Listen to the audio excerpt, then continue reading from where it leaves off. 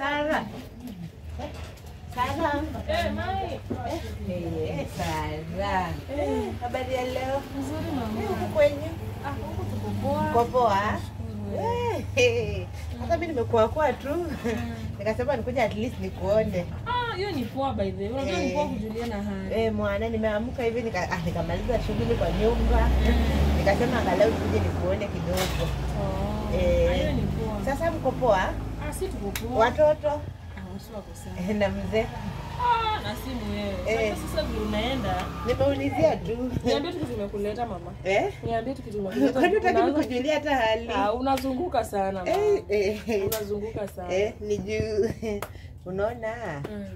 Najua niko na deni yako. Unajua mimi nimejua unaniletea ile pesa yangu. Nitaleta. Bado najaribu kwa niuze mahindi, alafu nione kama nitaleta. Sasa ilikuwa tumekuja kunijulia hali. Hapana. Nilikuwa naomba tu nivumilie kidogo.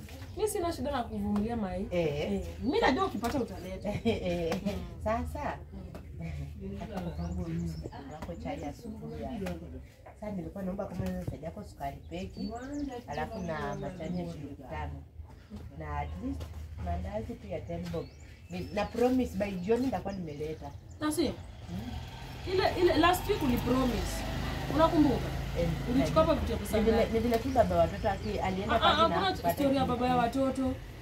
Hakuna story ya baba wa watoto. Wewe huwezi kufanyia kazi yoyote. Last week ile wiki nyingine umechukua hapa vitu za 300.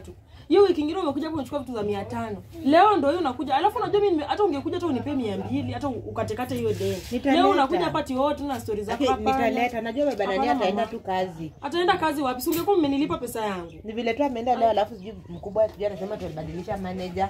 Akasema eti mimi hiyo story inanihusia wapi kama nibadilisha manager? Inanihusia wapi? Wewe pia sasa si ukae kama yeye amebadilisha manager. Mbona wewe usitutume? Mbona wewe usitoke basi? Mimi umeona kama bwana wangu ndo amekaa.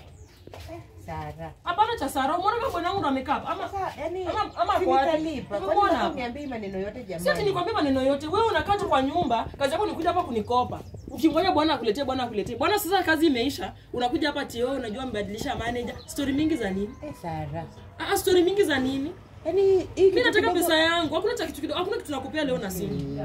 Siwezi endelea kuongezea deni juu ya deni. Unafikiria unafikiria duka na stock na nini? Kumbuka urafiki wetu sana. Urafiki vitu gani kwa biashara? Ukiweka urafiki biashara inaanguka mama.